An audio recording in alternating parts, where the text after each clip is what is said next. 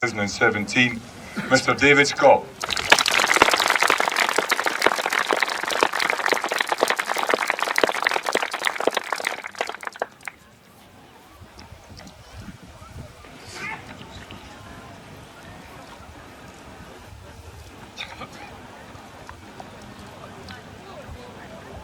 Huddle round and lend an ear and share with me in solemn commemoration of the men for both sides in a bloody battle fought here, where he stand right now, a battle which never needed to be fought at all. The pain and suffering borne by the whole population of this land of cakes, pain which has never been forgotten. When very near 504 years ago, they guard the bugles blaw, and they cried the muster in every corner of this great wee country for every man between the ages of 16 and 60 to take up arms and attend with provisions for 40 days and make their way en masse to Elmford Kirk via, for some, the old Boroughmuir in Edinburgh, and then on and into Englandshire in aid of the French with whom our king, a Stuart king, King James IV of Scotland, signed an alliance to come to each other's assistance in times of peril. The peril the French faced, invasion by the ambitious, brutal Tudor King Henry VIII of England. James IV was arguably the most successful king Scotland ever had.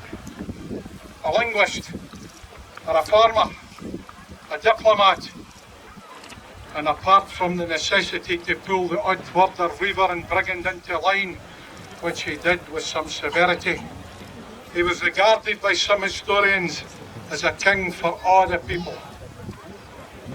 But on this occasion there was no real determined attempt at diplomacy. Queen Anne of France, wife of King Louis, had sent Jamesy a dispatch in which was contained a turquoise ring, 14,000 crowns, and her appointment of him as her chosen knight. And she implored him, as she was a lady in a dolorous plight, with the enemy at her door, and as her bounden champion, she laid it on Jamesy to march 3 feet into English ground. Another wee sweetener came via Louis's final confirmation of military assistance. A consignment to 2 cannon, 1,000 handguns, 6,000 18-foot pikes, which for our Australian and Canadian visitors, and for them that still think a pike is a big fish, was actually a long, pointy, heavy stick. And another 25,000 crown. A French knight and a number of French captains were sent on to help train the Scottish army in what the French considered to be the modern methods of warfare. Was he really intent to get drawn into an all-out war? Was it just a deflectionary tactic to show solidarity with the French? There were letters sent by Jamesy to Henry that most were met with utter contempt, to the point that Henry told Jamesy's herald that if he dared invade, he will regret it. Only time would tell.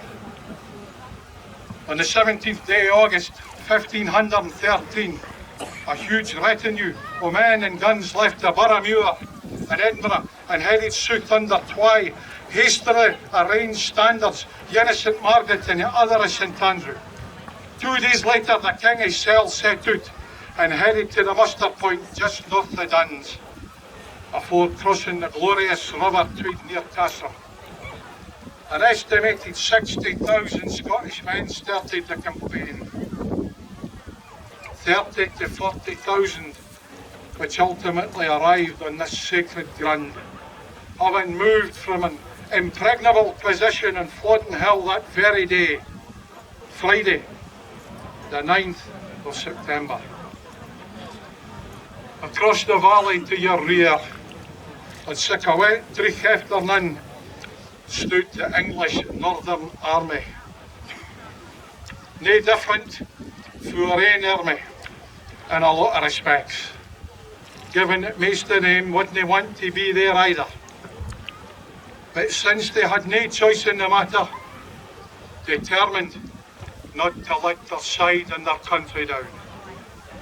Their commander-in-chief, as he can, was the Earl of Surrey, Thomas Howard, wily, experienced, clever, an older man than James, and a far better tactician.